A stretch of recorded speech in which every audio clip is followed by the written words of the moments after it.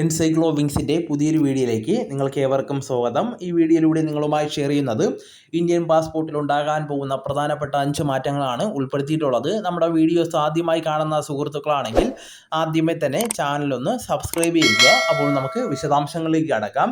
കാലത്തിനനുസരിച്ച് സാങ്കേതികപരമായിട്ടും അല്ലാതെയുമുള്ള മാറ്റങ്ങൾ ഇന്ത്യൻ പാസ്പോർട്ടിലും വരുത്താറുണ്ട്. 2025 ഇന്ത്യൻ പാസ്പോർട്ടിൽ ഉണ്ടാകാൻ പോകുന്ന പ്രധാനപ്പെട്ട 5 മാറ്റങ്ങൾ ഏതെല്ലാമാണെന്ന് നമുക്ക് പരിശോധിക്കാം. യാത്രകൾ കൂടുതൽ അനായാസമാക്കുവാനും സാങ്കേതികപരമായിട്ട് കൂടുതൽ മികവും സുരക്ഷയും നൽകുവാനും സഹായിക്കുന്ന മാറ്റങ്ങളാണിത്. ഈ പാസ്പോർട്ട് മുതൽ പാസ്പോർട്ടിനായി ജനന സർട്ടിഫിക്കറ്റ് വരെ നൽകേണ്ട കാര്യങ്ങൾ ഇക്കൂട്ടത്തിലുണ്ട്. ആദ്യത്തേത് ഈ പാസ്പോർട്ടാണ്. ഇന്ത്യയിൽ ഈ പാസ്പോർട്ടുകൾ ലഭ്യമായി തുടങ്ങുമെന്നതാണ് 2025 പ്രധാന സവിശേഷത. കാഴ്ചയിൽ നിലവിലുള്ള പാസ്പോർട്ടിന് സമാനമായിരിക്കും ഈ പാസ്പോർട്ടുകളും. എന്നാൽ ഇതിലെ ചിപ്പുകളിൽ പാസ്പോർട്ട് ഉടമയുടെ ബയോമെട്രിക് വിവരങ്ങൾ ശേഖരിച്ചിട്ടുണ്ടായിരിക്കും. ഇത് വിമാനത്താവളങ്ങളിലെ പരിശോധന അതിവേഗത്തിലാക്കുവാനും സുരക്ഷ വർദ്ധിപ്പിക്കുവാനും സഹായിക്കുന്നതാണ്. നിങ്ങളുടെ പാസ്പോർട്ടിൻ്റെ കാലാവധി കഴിഞ്ഞാൽ പുതുതായിട്ട് അനുവദിക്കുന്നത് ഈ പാസ്പോർട്ട് ആയിരിക്കുന്നതാണ്.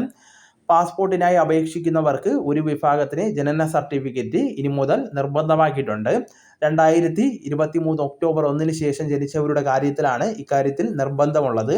ഇവർക്ക് പുതിയ പാസ്പോർട്ടിനായി അപേക്ഷിക്കുമ്പോൾ ജനന സർട്ടിഫിക്കറ്റ് മാത്രമായിരിക്കും ജന്മദിനം സംബന്ധിച്ചുള്ള പ്രധാന രേഖ. അതേസമയം അതിനു മുമ്പ് ജനിച്ചവർക്ക് നേരത്തേതുപോലെ സ്കൂൾ സർട്ടിഫിക്കറ്റും പാൻ കാർഡും വോട്ടർ ഐഡിയും ഡ്രൈവിംഗ് ലൈസൻസും എല്ലാം ജനന തീയതി തെളിയിക്കുവാൻ രേഖകളായിട്ട് ഉപയോഗിക്കുവാൻ സാധിക്കുന്നതാണ്.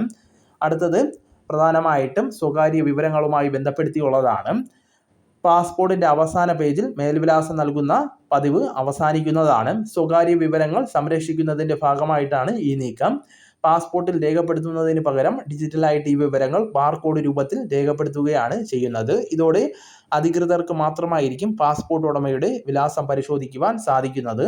അടുത്തത് മാതാപിതാക്കളുടെ പേര് ഒഴിവാക്കുന്നതുമായി ബന്ധപ്പെടുത്തിയുള്ളതാണ്. ഇന്ത്യൻ പാസ്പോർട്ടിൽ നിന്ന് മാതാപിതാക്കളുടെ പേര് ഒഴിവാക്കുന്നതാണ് അടുത്ത പ്രധാന മാറ്റം. അനാവശ്യമായിട്ട് സ്വകാര്യ വിവരങ്ങൾ പരസ്യപ്പെടുത്തേണ്ടി വരുന്നത് ഇതിൽ നിന്ന് ഒഴിവാക്കാൻ സാധിക്കുന്നതാണ്. പ്രത്യേകിച്ചും കുടുംബ വിവരങ്ങൾ സ്വകാര്യമായി വയ്ക്കുവാൻ ആഗ്രഹിക്കുന്നവർക്കും സിംഗിൾ പാരന്റ് കുടുംബങ്ങളുള്ളവർക്കും ഇത് ആശ്വാസകരമായിരിക്കും. വ്യത്യസ്ത തരം പാസ്പോർട്ടുകൾക്ക് വ്യത്യസ്ത തരം നിറങ്ങൾ നൽകുന്നതാണ് മറ്റൊരു സുപ്രധാന മാറ്റം. ഇതോടെ എളുപ്പത്തിൽ പാസ്പോർട്ടുകളെ തിരിച്ചറിയുവാൻ സാധിക്കുന്നതാണ്. ഇത് ഇമിഗ്രേഷൻ സുരക്ഷാ പരിശോധനകളെ കൂടുതൽ വേഗത്തിലും കാര്യക്ഷമമാക്കുവാനും സാധിക്കുന്നതാണ്. സാധാരണ പാസ്പോർട്ടുകളുടെ പുറം ചട്ടയ്ക്ക് നീല നിറവും സർക്കാർ ഒഫീഷ്യലുകളുടെ പാസ്പോർട്ടിന് വെള്ള നിറവുമായിരിക്കും ഉള്ളത്. നയതന്ത്ര പാസ്പോർട്ടുകൾക്ക് മെറൂൺ നിറവും അടിയന്തര ആവശ്യങ്ങൾക്ക് അനുവദിക്കുന്ന താൽക്കാലിക യാത്രാരേഖയായിട്ടുള്ള പാസ്പോർട്ടിന് ചാരനിറവുമായിരിക്കും ഉണ്ടാവുക. അപ്പോൾ ഈ 5 മാറ്റങ്ങളായിരിക്കും പ്രധാനമായിട്ടും പാസ്പോർട്ടിന് വരുത്തുവാനായിട്ട് പോകുന്നത്. അപ്പോൾ ഈ വിവരം നിങ്ങളുടെ സുഹൃത്തുക്കളിലേക്കും മറ്റു ഗ്രൂപ്പുകളിലേക്കും ഷെയർ ചെയ്യുക. നമുക്ക് തുടർന്നും വിജ്ഞാനപരമായിട്ടുള്ള മറ്റു വീഡിയോസും ആനുകാലിക വിവരങ്ങളുമായിട്ട് വീണ്ടും കാണാം. അതുവരെ ഗുഡ് ബൈ.